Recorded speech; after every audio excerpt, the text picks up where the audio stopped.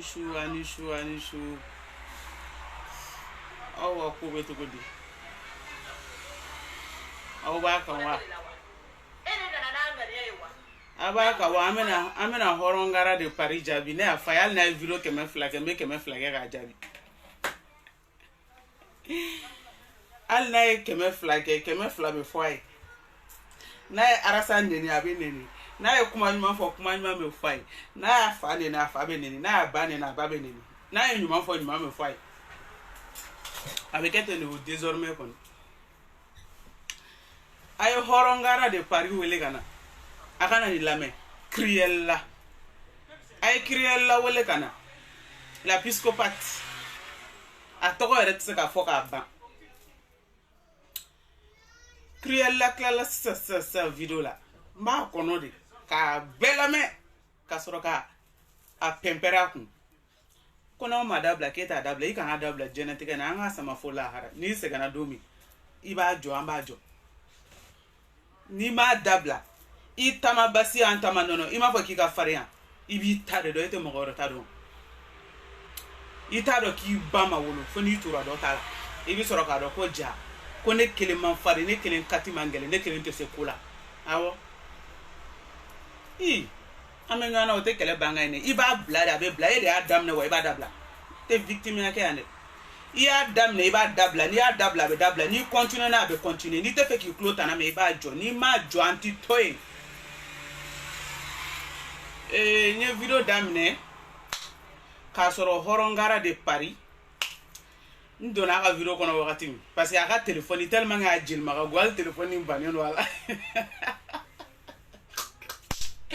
ande ke te ala ka téléphone na ka wifi la vie tellement ngi total aka so ngona bi na parent fly na bis fa ke tamdo ko tamdo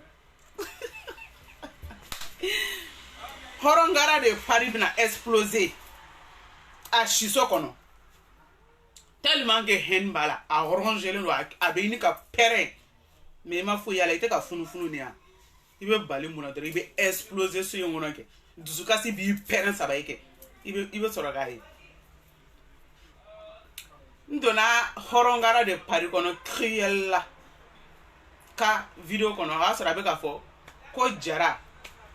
ko sympathisant terenko abeka sengi kuma koroka awo arasa ko ka te do akono ore la ayele mara terrain sana ka soro M5 message an warasa ka fo ka te do akono donc ni galutike ni galu ni malo ate la de ko mo munu me kilame e kono ko mo be 10 minutes ya mo munu be kilame Criella la horongara de Paris mo be kilame e kono ko be 10 minutes ya tu penses qu'ils sont bêtes? Ah non ute Jimmy nunu yekwe terrain be sandomi oya soroke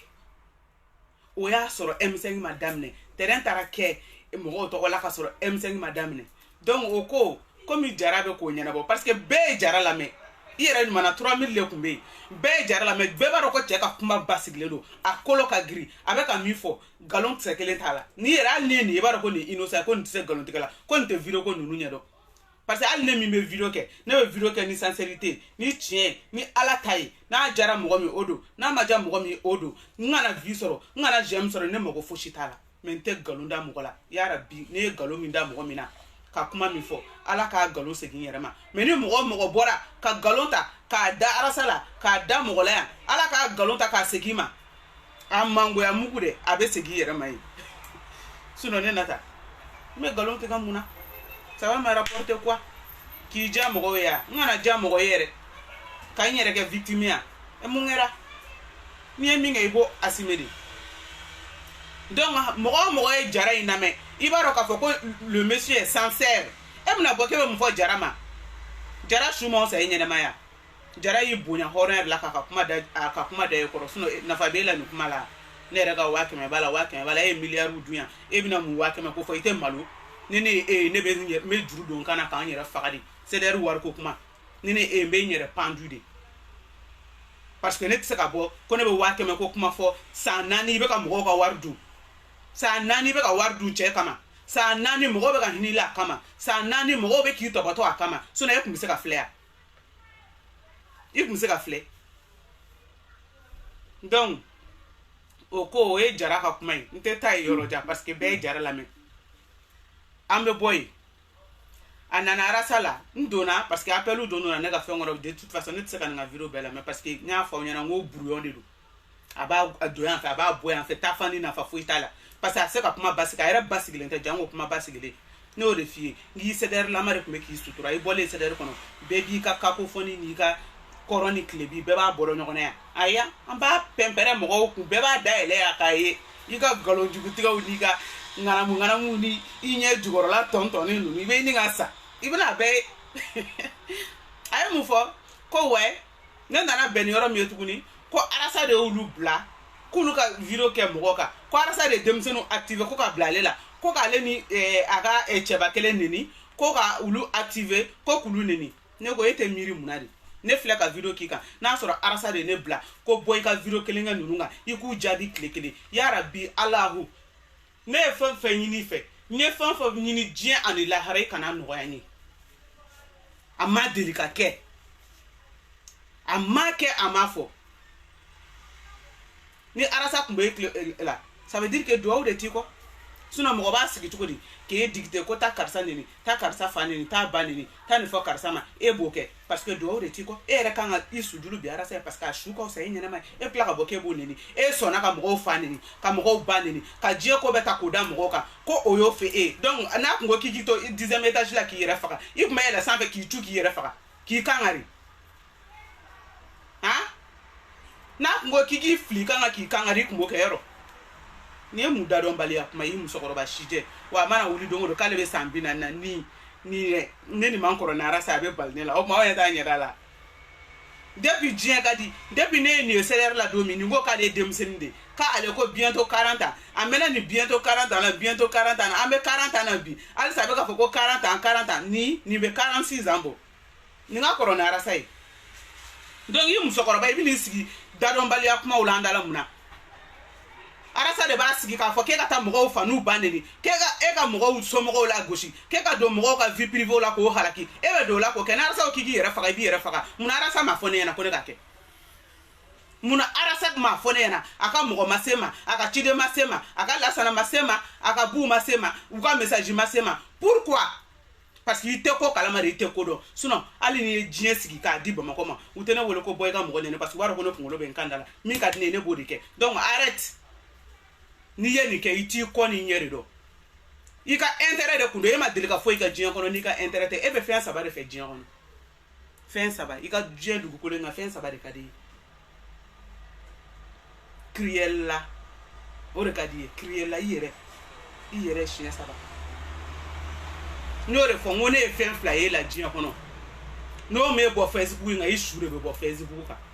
parce que e bɛ sɔn fɛn bɛɛ ma Facebook in sanfɛla nɔfɛ e bɛ se ka hali hadamaden nin bɔ a la Facebook sanfɛla nɔfɛ crielle la ni a bɛ sɔn diɲɛ fɛn bɛɛ ma Facebook sanfɛla nɔfɛ ko arasa bɛ se k'a sigi cogo di k'a fɔ e ɲɛna taa karisa fa neni taa karisa ba neni hali sugu na i bɛ allié ɲini de la i bɛ fɛ olu ka far'i kan de parce que i kelen don a mɔgɔ si tɛ aw fɛ koyi ne ɲɛ tɛ association si la min bɛ nin déchet toxique in ta arasa ka bombe à retardement aw kun ye bombe à retardement de arasa ma et il savait que vous allez retourner contre lui il savait ni déchet toxique aw b'aw ɲɛsin jɔn de ma ko b'aw ramasser n b'i ɲininka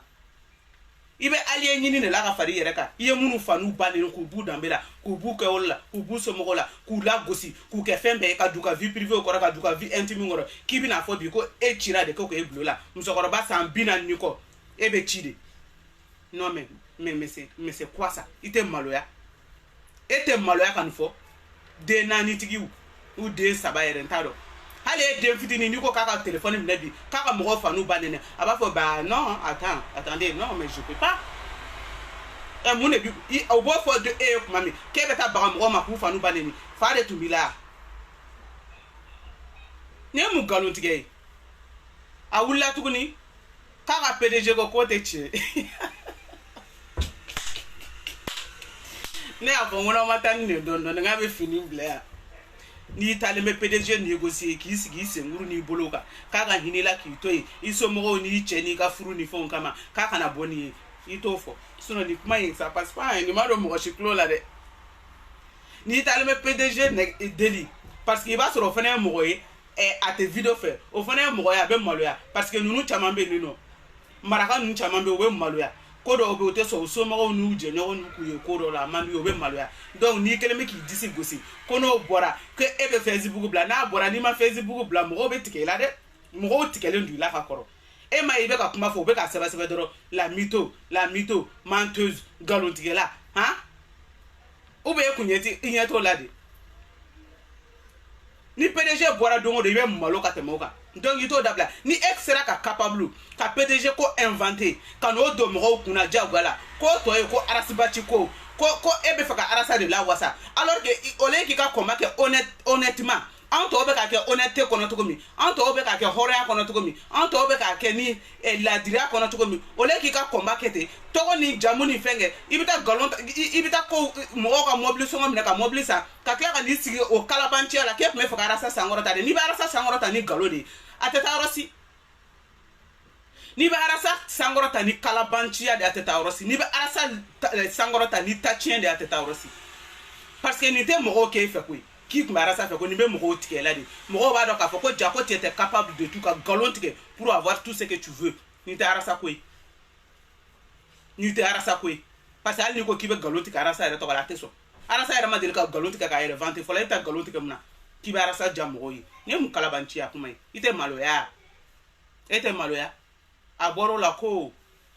war fola mi tara ko ka chiara sama kale le ka wardo mbemi finya na video ko ina war ko kuma voila c'est derrière sigini bicha war ko kuma dabla suna yi hakli te fon fela ko o ba ambo do ambo kalama amba bo amba yere ke Facebook ina no a foiti na se ema ni la gosi ni tacheni le bute ma te fenkila parce que ka ala ida madana ni here inela etaro here femiere dugu kolo koka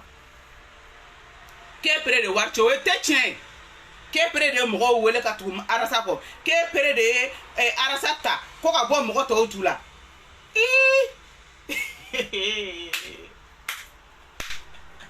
ayo kulo majo ama fo ni galon fin krite ni wono ko ale kele na Facebook kan goyi galon keme fla de ni mena mi fo we mo ko folo mi ye deme do arasa ma momo jara aminele o de pere video ke ko ni ma arasa bla kame malik la fly ko gouvernement ani jeunesse ta mo ko flana mi deme do ka video ke kay na nga arasa deme Mandela Cissé o re la ale jama wole do mi kata parkila o asoro an betara an be farla nyogonga kata an bolo fara nyogonga ka di Mandela nunuma u ka ci arasa ma ko ka deme Mandela pere de wole li ka ko ka arasa deme wa Mandela pere de ka war sera ba ma ko arasa deme la ete o ya soro sona ale ka mo wele ko ka arasa deme o ya soro Mandela mo wele ka arasa deme ka kla ka video sigi Malisajo TV ka arasa interviewer arasa kana kuma arasa farisme ka pendant 45 minutes avec arasa nya fo mo ye Mandela ka Malisajo TV ka a boru lu de ko fe kana anana soro ulu ka di be anana soro ulu be barada anana soro ulu na arasa beta anana douala ka ulu be chikulu yere ka ku be fara ka bonyona parce que abe to ni jamuni abe fa ka yere la boja yala ulu dum ba jogodo parce que ka anto fengela consulat minele ulu ba dor la ulu ma boala a ulu ni arasa bla nyona ka a ulu ni arasa fara ka anto consulat la ulu fenge collectivement propre kele ka consulat mine collectivement propre kele ka consulat mine akumbe ni no bachile nana domi a wulila muso kunya la ka papier ta ka lisike ko nyingali mungana ka ka bachila ka beta collectivement propre mo ka ko mna na uluko ki sama ka kwandala ko ni mu mo sugere ki na sora nga kola muna ki bi o muso kunya ta ko ayi kala fa ka mo to ka sebane mo mu me fa ka migoro ta ko ka kuma ulu e dara farala aka boko chete aki bolo da kurana ka ko chete depo kera wasro momo be ulu mefiala donc deba yi nyesu uluma son kute gerala ko parce que ko to nyini na redo ko ni na kute mali ko ni na kuye to nyini ni yere nyini ni ta nyini de uluma son jena ka gerala ulu de pere u deme do arasa ma ulu pere de mo wele kanga ta ko ojo mo ka sono chira arasa bolo kanga ta deme an be farala no nga ka tulu fe kata cotisation ke ulu ka cotisation do ale fana mo wele kata mo tara ulu ale fe o do ni e ngone ni Jean Sangare en clap le o do ni Jean Sangare tara ne go Jean Sangare mangona siranga kan wele an ne ko me façon de mo nunu fe no mo nunu fe ka wadi ne galontique e kono ka madame ne ñon fe no de fi ngone be mil do la jëm mo chita do la en ne de adam ne ñon fe ça ngon be fatike ka binya la Facebook ka i bo ko ki be galontique mbita ki yere kere ka tien la bo be baye ay galontique i preka de même asara sama e asoro mo be ka rasa de me i nyaga malade ka kla ka rasa na de me bako fora ka bo ñona ka nu bla ñona ku ta fe ka juga ya bula ki tara fo ku ka de me ku ma so nga de me ku gen ku bege nga bo ako ka isolé ito de la oh bi kele nga bege ki ba rasa attaquer mo bole ku be tie fi ki bini yere ke innocent ke arasa don ta bota te passer de iye minga mo lo de ki yere la e de adam ne wo ibala ba iye min damine de iye dinga mi sele ka mo digidiga kono de iye rabe ta ki digidiga ngono de ai he o te jele ko na ma bla ke ta bla kana bla ni ma bla iye minga mi to la e ta be juga no parce que to shu ko se nyena mai wa ere ulu be do dinga kono ere ulu be la goshi ere ulu be fanini ere ulu be banini ere ulu be la goshi ere jien ko be dawa kata du ka vie privée la kata du ka vie intime na kata du faula kata du baula kibini sigi kibi yere ga mo nyana me ko arasa de oblela na arasa o kigi yere fa bi yere fa mun arasa mane wole ko nata ko boy kan nge u kan wole kala je u kan mesa ichi ma kala je ne be fenge fem kadine mo tene blakula donc arrête ou be ni ti yere kala ma o yu kunode ako fene ko ali kalisson be arasala kali silipu be do la kali oni babine do ima fo ki e vulgaire ima fo ki e vulgaire ima fo ki dogonu be ki nenia ni ye arasa neni ni demsenu yi neni ibe sana mone fo ita dimibula mais comme neni te fengila parce que e muso vulgaire de ne a fi ngo éducation qui se kelenti la ima maradien farala araka muso marale iti si ki be dutigi wore ka kalisson ngo kuma fo muso marale muso mi éduquer lo na ba furu ke bunya na be furu abada ko che ba bulu e che oni che wore a be che eti si ki be che wore ka kalisson fo manque d'éducation do femi ali mi ya ka ona folo do la e mo flefe e mo bunya parce que ni o bunya eti si la che wore ka sous-vêtement fo che wore ka fini jikoro fini foli e dala c'est comme ni dutigi do yisigi cheba koro do yisigi furuke do yisigi ka muso do ka fini jikoro fini ko kuma fo ibolo ne mi jamo ya ibolo ne la mo bina fo ko iye ko ke arasa e ibolo ne la mo bina do ke femia non ibe ki yere arabe se de basse dan ibe ki yere da dugumare iko mi samara iye mu fo ko o coalition ko e de oke ne o fie ngone bi ye domi e kumeta siri pour ça marcher là de 3 à 1 euro arasa shugo sa yenya na mai e musoto 3 à 1 euro parce que e kunti sa siri pour marquer ça qui va douila ayi ça va dormir kele arasa mon sa ya marché au puci ani boro kanti e kumbo fe onde ça to musokoro ni fe olu de kumbekila arasa monsa arasa naka babini nyore fiengi naka babini il était fier avec naka babini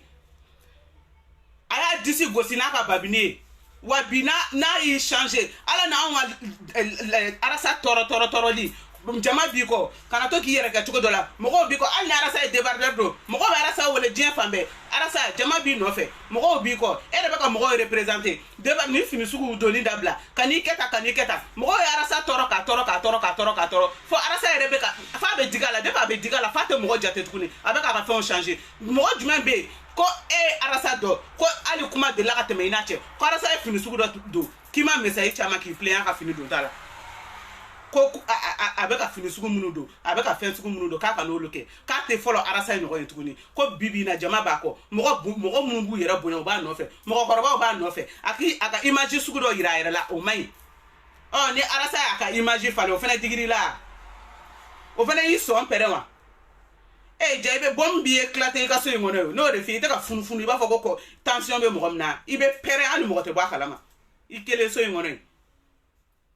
ito la ke t-shirti ke tara wardo t-shirt la ite t-shirti ko une cotisation ko wari ko anyaga minato mi ta kuma dabla nte peresima mbo dossier la bene de A à Z ka papier bedafa ka akuma bedafa itara war mi sara ali enquête an kele ka CDR sigi ka an t-shirt gila ka ma ni fufu a sɔrɔ i tun taara wari mi avancer i ye mɔgɔw ka wari mugu mi cɛ 2000 et quelques wa joli ka taa avancer Decathlon na t-shirt ko la ne b'a bɛɛ kalama A à Z i ye t-shirt ko fɛn fɛn kɛ i ni minnu y'a kɛ e t'a dɔn k'i n'olu tɛ ɲɔgɔn fɛ tuguni ya i ye carte ko minnu kɛ ni Ami Ndiaye ye Ami Ndiaye bɛ yen mɔgɔw b'a ko kalama ko i t'i kuma cogo dɔn i kana lebu i t'i kuma cogo dɔn i kana lebu wa n'i ye fɛn o fɛn don o la dɔrɔmɛ kelen ma bɔ i kun koyi mɔgɔw ye t-shirt san de mɔgɔw de y'u ka cotisation sara i n'a fɔ Jara n'a ɲɔgɔnnaw ko ka taa don arasa la caméra ko a dogora joona ni ni Alu Jara de tun bɛ caméra ko in démarche la ne b'a bɛɛ kalama e ni Alu Jara de ye caméra ko in démarche na taa ni ka segin daminɛ ko ka caméra fɛ arasa ye ko ka filmer an b'a bɛɛ kalama a y'a sɔrɔ an bɛɛ bɛ CDR la k'an ka cotiser ko bɛɛ ka cotiser hali mɔgɔ minnu tun t'i ka CDR kɔnɔ mɔgɔ minnu tun t'i ka fɛn na ani ko dɔ tun ko k'a bɛ caméra di k'o tigi ma sɔn ka caméra di a ye caméra photo ci arasa ma karasa ka caméra choisi arasa ye caméra choisi k'a bila ka na cɛ min ye promesse ta k'a bɛ caméra di n'o ko ma ɲagami na wari ka bɔ anw bɛɛ o cotisation de e t'a dɔn yɛrɛ k'ale ne ka cotisation ser'i ma ye parce que i ɲɛ kana kun ye ne ma sɔn ka taa n ta di i bolo ma donc arrête n'i ma nin kumaw dabila n b'a bɛɛ fara ɲɔgɔn kan k'a kɛ lisi kelen bɛ video kelen sigi a kan n'i ma nimisa i ka fɔ ma tu ne bɛ ka kuma min f'i ɲɛna ne ma f'i kana arasa kɛlɛ kɛ dɛ mais nkalontigɛ bɔ a la n y'o de f'i ɲɛna arasa kɛlɛ i ka nkalon bɔ a la i ka kɛlɛ tiɲɛ kan a wari ko an b'a bɛɛ kalama wa t-shirtiw feerelen a wariw kɛra cogo min an b'a bɛɛ kalama ani tun bɛ fɛ ka projet de Europe de marié ko minnu sigi pour que ka wariw sɔrɔ o kumana o vocaliw bɛɛ ma bɔ o kumana n ye ni mɔgɔw de ye baara kɛ ɲɔgɔn fɛ olu mɔgɔw de tun bɛ bɔ e fɛ yen ka tila ka na kumaw fɔ anw ɲɛna parce que an ka CDR tun ye 2 ye u tun b'i ye ko o ko la i ni minnu jɛra k'ale ko o ko kɛ i ni Ami Ndiaye ka carte ko siɲɛ ta Jara da la sɔni Ami Ndiaye k'a ka carte wariw sɔrɔ a ka bɛn a la k'i y'o bila ka cartew dilan ko ka fɛngɛ kɛ o don o laban o carte ko kuma yɛrɛ laban taara laban maître Gino ka yɔrɔ la ne ma fili nkalontigɛ bɔ a la taa dɔɔni dɔɔni i k'i yɛrɛ sutura wa mɔgɔ ye t-shirt san t-shirt i ka dɔrɔmɛ kelen tɛ ni i ye wari mu avancer i y'a récupérer i ko ko hôtel ko n ye ne de ye hôtel ta n ko ne taara hôtel yɔrɔ yir'e la e ni ne de ye hôtel ta ne de taara hôtel yɔrɔ yir'e la o y'a sɔrɔ a fɔra ko Ivan ninnu ka hôtel ko ɲɛnabɔ ani Baba Kamara i ko k'o tɛ kɛ k'e de bɛ hôtel ta ko ne ka nkalon tigɛ ko n'an taara bureau kɔnɔ ko k'a fɔ k'i ye hôtel ko hôtel ye réservé ka ban ko ka wari sara o y'a sɔrɔ an bɛ sira yɛrɛ la ka taa hôtel ko la a wari kuma sara don fɔlɔ la e ni ne ni Fayel ani Alu Wage anw de taara hôtel visiter mɔgɔ min y'a ka carte bleue di c'était Fayel de y'a ka carte bleue di u y'a numéro ta mais o ko k'u tɛ wari t'a kɔnɔ o kɔfɛ de e ni ne de sɔrɔla ka taga ka taa 600 euros mɔgɔw ye wari fara ɲɔgɔn kan ko comité bɛɛ ka na n'a ka wari 500 euros a 1000 euros an hakili t'a la an sɔrɔla ka 600 euros ta o la k'a don e bolo an ka sɔrɔ ka taa hôtel avance sara hôtel la 600 euros fo kun ko k'u tɛ wari minɛ ko fo arasa na don ko ni arasa nana don minɛ k'u bɛ wari minɛ an ko n ko ayi e ko ko hôtel da ka di ko n'an ma wari sara sa ko n'u ma wari minɛ k'u kana na réservation di mɔgɔ wɛrɛ ma an kɔfɛ n ko e ni ne de ye nin kɛ ne ko i tɛ maloya nkalontigɛ la mun na e ni ne nata ne de ye hôtel yɔrɔ yir'e la i ye nkalon tigɛ o y'a sɔrɔ Fayel y'a ka carte di k'an b'a réserver a wari kuma sara u ye carte numéro ta dɔrɔn Fayel ka carte numéro Fayel ma sa bien donc n'i bɛ kuma i b'i cogo dɔn parce que bɛɛ b'i ka video lajɛ donc mɔgɔw b'a dɔn k'i ye nkalon tigɛ après an taara o y'a sɔrɔ an bɛ an tɛ a banna camancɛ la ne de ni Ablaye Ba kuma an tɛ a banna course bɛɛ kɛ ni n ka mobili ye an taara dictaphone ta fo Poissy an taatɔ ye i ko ne ka n'i nɔfɛ k'an ka taa hôtel wari sara ne ko n ko n bɛ ka taa an tɛ a banna président ta n k'an bɛ ka taa dictaphone nɔfɛ fo Poissy de don ou bien awɔ mais yɔrɔ janba ninnu de don ne hakili jiginna a la n b'a tɔgɔ fɔ n ko donc n ko n b'i ta an bɛ taa yen n'an bɔra yen an bɛ taa hôtel wari sara i ko problème t'a la ne taar'i ta i ka da la an ye Ablaye Ba ta an taara dictaphone nɔfɛ a don muso tun b'an kun Sadio journaliste muso a ka hakɛ to Ablaye Ba a ye yafa n ma n y'aw tɔgɔ fɔ an n'olu de tun bɛ ɲɔgɔn fɛ olu de tun bɛ ne kun mobili la an taara dictaphone ta muso fɛ yen ka muso ta an natɔ Paris ne ko n k'an k'an tilen n k'an ka taa port de Monterrey an ka taa hôtel avance sara an taara k'an bɛ taa hôtel avance sarali min kɛ sisan nɔ entre temps mankan wulilen bɛ bureau kɔnɔ parce que ne bɛ k'a fɔ n ko non n ko ne t'a fɛ Baba Kamara ni arasa yɛrɛ ka hali gɛrɛ ɲɔgɔn na n ko parce que Baba Kamara mana information sɔrɔ arasa kan n ko n'a kɛra ta fɛn ye n k'a bɛ se k'an kɛlɛ n'a ye n ko donc n ko an ka arasa yɔrɔ janya la cogo bɛɛ la o y'a sɔrɔ anw n'o bɛ ɲɔgɔn na donc sisan e fana b'a fɛ ka hôtel in ko a tɔgɔtigiya ta ka i b'a a démarche ni fɛn kɛ k'an ka démarche kɛ ne de ye o ko bɛɛ préparé arasa nako fɔlɔ a fɛn bɛɛ ani silamakan ne silamakan Amin Jayi Fayel ani alu wa taara siɲɛ kelen o taara yɔrɔ dɔ de yira na i ka plan B i kana to n ka bɔ ni kumaw ye dɛ i ka plan B so i tun bɛ fɛ ka taa arasa dogo so min kɔnɔ i tɛ sabali donc an taalen an natɔ sisan k'an bɛ taga ka taga hôtel wari sara arasa Ivan Baba Kamara de y'a wele ne ma fili Baba ou bien Ivan ko arasa ko ka hôtel ko to Ivan bolo ne yɛrɛ ko ngo Ivan bɛ se k'i to Espagne cogo di ka hôtel ta Faransi yan ngo nin fana ye kabako ye ale ko ala k'i bɛ kuma 1 minute ta ko n t'a to Ivan bolo n bɛ fɛ ka nin ko tigiya minɛ an na de ka hôtel ta pour que karisa bɛ ɲɔgɔn kalama n t'a tɔgɔ fɔ u ni muso in bɛ ɲɔgɔn kalama comme ça o bɛ boli la k'a bɛ kow ɲɛnabɔ ani maître Gindo an ka taa yɔrɔ ta pour que olu kana se ka taa bila u sagola yɔrɔ la muso in ka taa tɔɔrɔ yen nɔ ni i ɲinɛna n bɛ bɔ n'a détail bɛɛ ne kunkolo ordinateur de don a tɛ ɲinɛ foyi kɔ hali n t'a sɛbɛn donc sisan i ye message ci arasa ma yɔrɔnin bɛɛ k'an to mobili kɔnɔ k'e hôtel sara ka ban ko k'a wari sara ka ban ka hôtel photo na image fɛn fɛn b'i kun k'a bɛɛ ci arasa ma ko donc ko Aminata ko n'an taara bureau kɔnɔ k'i k'a fɔ ko awɔ ko an ye hôtel wari sara k'a mɛnna n ko n tɛ nkalon tigɛ kiri la n bɛ ka kuma min fɔ ni tiɲɛ tɛ Ala kana hɛrɛ kɛ n ye n ko n tɛ nkalon tigɛ n ko n'i ma ya nkalon tigɛ kɔ kana n tɔgɔ don a la n ko parce que ne ɲininkara n b'a fɔ n k'a ma kɛ ten n ko i bɛ nkalon tigɛ mun na n ko kuma e tɛ maloya n'i ye nkalon tigɛ ni nkalon jɔr'i la o maloya t'e la wa a ko ne ma Aminata e fɛ ko man di e tɛ se ka baara kɛ ni mɔgɔ ye parce que kow ye stratégie de parce que n'i ye stratégie ma da dɔrɔn wuli ka boli n'a ko i ma ko stratégie i yɛrɛ ɲini nkalonfin kiriri dilannen don a ko kow ye stratégie de n'a ko i ma ko kɛlɛ la ko fɛn bɛɛ b'a la kini ni wagasili ni fɛn bɛɛ b'a la bɛɛ kalabanciya kumaw dilannen de ka na da mɔgɔw la donc ko ne ka nkalon tigɛ n ko n tɛ nkalon tigɛ Ablaye Bako ko ko Nata ko nin kelen ni kɛ ne kama n ko n y'a fɔ a ye n ko n tɛ nkalon tigɛ fɛ a kana taa n bila nkalon tigɛ la jama la après ni bureau mɔgɔ ni jɛ bɛɛ bɔra kalama k'an ye nkalon tigɛ mɔgɔw bɛ tigɛ an na n ko n'ale degelen don a la ne degelen t'a la Ablaye Bako a kɛ ne kama Ablaye Ba ma sa dɛ n'a ye nin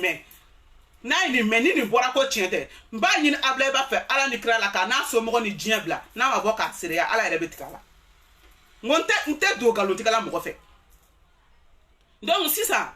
Ablaye Ba ko ne ɲininkara ko ne k'a fɔ ko awɔ n ko Ablaye Ba n b'a k'i kama dɛ n ko mais min da ka d'a la n'a bɛ taa kuma fɔ bureau kɔnɔ a kana fɔ k'a ni Nata kun don dɛ a k'a bɛɛ fɔ k'ale n ko comme ça ne tɛ kuma n ko ne ma kuma mɔgɔw tɛna na ɲininka n ko parce que n'i ye ne ye n da don a la n bɛna obligé ka tiɲɛ fɔ n ko alors là ne tɛ n da don kuma in na yɛrɛ n ko ne bɛ se ka promesse min d'aw ma kuma in bɛ fɔ k'a ban ne tɛ n da don a la muso kun b'an kɛrɛfɛ musokɔrɔba b'an kɛrɛfɛ fɛngɛ de don maliyɛn de don mais a wolola Zayiri journaliste de don o ko muso ma bilahi talayi o ko kiriyela ma ne sigilen ɲɛna a ko muso ne bɛ siri ɲɛ kiriyela ko munna e bɛ siran ne ɲɛ a ko muso min bɛ stratégie ni kow don ta bɔ ta o mɔgɔ sugu hadamaden kan ka siran ɲɛ e ma ɲinɛ ne siran ni ɲɛ e tɛ mɔgɔ ɲɛnama ye ni ye nkalon tigɛ masa Rahamani n bɛ fɛn fɛn ɲini Ala fɛ tuma ni diɲɛlatigɛ la Ala kana nɔgɔya n kɔ ni ɲɛsi ye a ko n bɛ siri ɲɛ ko muso ni stratégie ta ko ça fait peur ça dit aux femmes an bɛɛ yɛlɛla donc kuma fɔra siti kɔnɔ ka hôtel ko kuma fɔ k'a ban ne Nata ma sɔn ka n da don a la kɔfɛ Baba Kamara ye ne ta kɔfɛ ko Nata ko ne dalen b'e de la ko n b'a dɔn i tɛ nkalon tigɛ ko hôtel ko kɛra cogo di qu'est-ce que a kun ye hôtel wari sara ka ban n ko n t'a kalama i ni kiriyela ma kuma ko awɔ k'ale ni kiriyela kuma na ko kiriyela ko k'an ye wari sara ko mais k'ale dalen t'a la ko est-ce que an y'a wari sara wa an b'a wari sara n ko ka da kun jumɛn kan e bɛ bɔ mɔgɔw kɔfɛ ka na ne ɲininka n ko ça veut dire que e bɛ fɛ ka ne kɛ nafigi de n'i bɛ bɔ kɔfɛ ka ne ɲininka min na o bɛɛ ye ka réponse éviter n kana kɛ nkalontigɛla y'a nɔfɛ n'i bɛ n ɲininka ka da kun jumɛn kan ne ye kɛlɛ fari da o kan n ko kana e ɲininka n t'a dɔn o ye ne ka téléphone bila ke e de ye hôtel wari sara ko ne e kun wari kɔfɛ de an taara 600 € sara kɔfɛ de an ye 600 € sara o y'a sɔrɔ bureau CDR3 saba a bɛɛ cotisera ni 500 tɛ 1000 € i bɛna mun fɔ i bɛna mun de fɔ ni yɛrɛ cadeau personnel ou sa ye i yɛrɛ kun wari la par ton propre plaisir ne tɛ n da don la parce que ne tɛ don galontigɛ la olu bɛ se ka kɛ i ye cadeau sa ye i yɛrɛ ka propre wari la plaisir la aw ni ɲɔgɔn cɛ o bɛ se ka kɛ ne tɛ n da don la n t'o galon tigɛ n t'a fɔ ko o ye galon ye mais i nana ni kuma min ye o tɛ tiɲɛ ye n'i ma galon tigɛ dabila ni i kɔ bɔ fiɲɛ la i ka fɔmatu i kɔ b'a bɔ fiɲɛ la wa t-shirt ko ni carte ko kuma ni fɛn ninnu ni i encharné ni kuma kan mais ani cotisation kumaw n bɛna n'a liste de ka video kelen sigi A à Z n b'a bɛɛ fɔ ka ban i ni mɔgɔ mɔgɔ ye ko min kɛ yɔrɔ min i ni mɔgɔ mɔgɔ taara t-shirt demander aya kɛ to c'est l'heure ne y'a nu la a bɛ ka continuer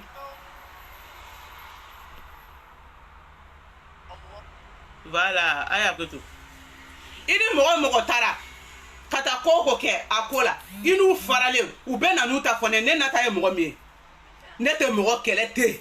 n tɛ bila mɔgɔ kɔ ten wa ni mɔgɔw nana kuma fɔ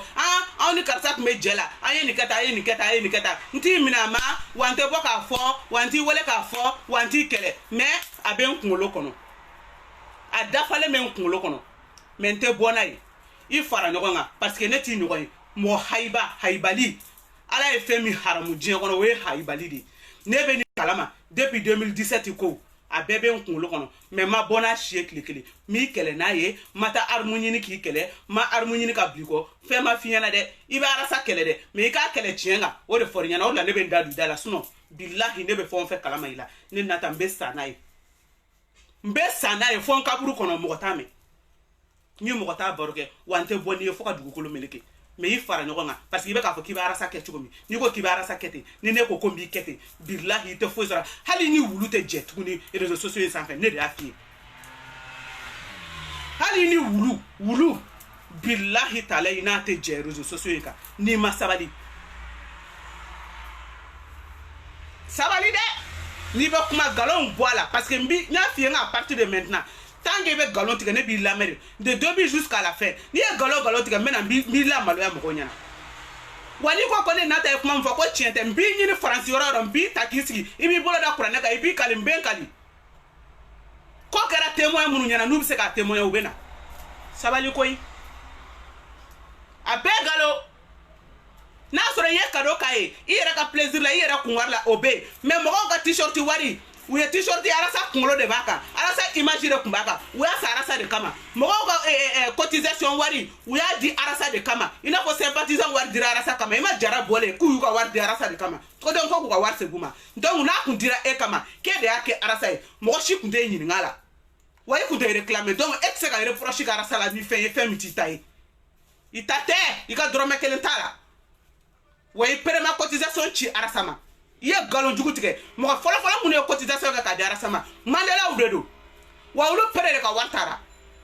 nin ye mun ye n k'i olu bɛɛ gɛn parce que i bɛ position ni place nɔfɛ i tɔgɔ ka fɔ tɔgɔ ɲinina jamu ɲinina depuis ala y'i da i bɛ maliko la depuis ala y'i da i bɛ maliko la ko arasa ye denmisɛnninw activé ko k'e fani ba neni en tout cas ne ma activé mɔgɔ m'an bila la bi mɔgɔ m'an bila la sini ni mɔgɔ ye n wele ko bɔ i ka gari kisɛ kelen tigɛ kuruyɛlɛ la mɛ min ɲini alaw taala fɛ ala kana diya donc parce que u b'a dɔn k'e kunkolo t'i kan dɔrɔn u b'a dɔn k'i t'i yɛrɛ kalama o y'a sɔrɔ hɛni de b'i dusukun na sinon a bɛ fɔ e kuma ko bɔ i k'i mɔgɔɲɔgɔn fana ba neni bɔ i k'i mɔgɔɲɔgɔn lagosi bɔ i k'i mɔgɔɲɔgɔn neni n'e b'i yɛrɛ kalama e b'a fɔ ko munna e bɛ ne bila la munna i yɛrɛ tɛ bɔ k'a kɛ o tuma a ka di e ka tɛmɛ i yɛrɛ kan de ya o tuma ni tɔ ye maliko ya e bɛ bɔ ka bɛɛ fa n'a ba neni ka bɛɛ lagosi ka fɛn bɛɛ da bɛɛ kan k'i bɛ i biri arasa kɔfɛ ko de ye poussé ko k'o bila la k'aw sigilen restaurant kɔnɔ n'a y'a fɔ aw ɲɛna a b'a fɔ k'aw t'a kɛ ko munna a yɛrɛ tɛ bɔ k'a kɛ n'i ye fɛn min kɛ i b'o k'i yɛrɛ diya de kama mɛ kana taa mɔgɔ ka fɔ ko bɔ i ka nin kɛ i ka nin n'i ko ne ma yɛrɛ ko bɔ i ka video kɛ ni foli yɛrɛ tɛ ko bɔ i ka karisa fo n'i ko ne ma video n t'a kɛ parce que i da b'i kun téléphone b'i bolo i yɛrɛ bɛ bɔ i b'a kɛ donc arrête n bɛ nin video bila parce que n sɛgɛnnen don n bɔra dugu kɔnɔ n ye video dɔ kɛ nin ye video filanan ye n t'i frappé parce que i ka manamanakanw n'i ka neniniw ni fɛnw n tɛ don olu la parce que n t'a fɛ ka don n'i ye nenini kadara kɔnɔ n b'a fɛ halisa ka bonya to yen bonya respect yɔrɔ to yen nenini yɔrɔ la n t'a fɛ k'i neni parce que i si ka kɔrɔ ni n ta ye n b'o k'o yɔrɔ makaran halisa donc arasa neni yɔrɔ o makaran o respect to yen ni ma nenni to ye dɔ wɛrɛ kama i b'a nenni to ye ko dɔ fɛnɛ furukɛ don i b'a nenni to ye ko mɔgɔ b'a kɔ i b'a bonya komi i ɲɔgɔn donc nenni yɔrɔ n t'i neni o la non n b'o respect da i kan si min b'an cɛ donc i hakili sigi k'i basigi k'i fara ɲɔgɔn kan i k'i fara ɲɔgɔn kan i ka manque d'éducation i bɛ k'a yira bɛɛ la e bɛ se k'i sigi cogo di k'i bɛ dutigiw ka fini jukɔrɔ fini ko kuma fɔ ça veut dire que e m'i cɛ yɛrɛ filɛ fɛ ye donc ni n'i cɛ kɛlɛla don min i bɛ n'i sigi i b'o ka fini jukɔrɔ n'i tɛ bali ne la yɛrɛ e ko ko kolo tɛ cɛya la yan i ye san 10 ni kɔ kɛ cɛ min ka furu la san 20 ni kɔ k'i kɔnɔfa den bɛ wolo a ye e ko k'o tɛ cɛya la yan j'aime ni vie ni partage kama donc nin tɛ bali ne la hali bɛ min kun ala k'an kisi n'i bɔra kun don o don i b'a ta k'a yɛrɛ kɛ réseaux sociaux kan parce que réseaux sociaux i ye diɲɛ e ye fɛn bɛɛ de sɔrɔ réseaux sociaux in kan i ye fɛn bɛɛ de sɔrɔ réseaux sociaux in kan e bɛ don arasa ka kɛlɛ la tuma min e m'i yɛrɛ ye yan e m'i yɛrɛ ye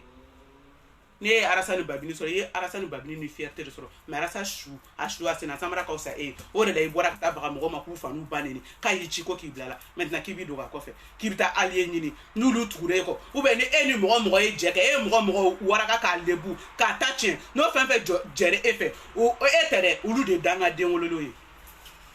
parce que ni arasa ko k'i k'i yɛrɛ faga i t'i yɛrɛ faga mɔgɔ si tɛ ne fa ni ne ba neni ko ne ni mɔgɔ bɛ jɛ ko ka mɔgɔ min ma deli k'an fa ni ba neni ko ne ni mɔgɔ bɛ jɛ k'o kɛlɛ fo ka dugukolo meleke wa mɔgɔ t'a fɔ ne ma ko bɔ e ka mɔgɔ fa n'a ba neni parce que n t'a kɛ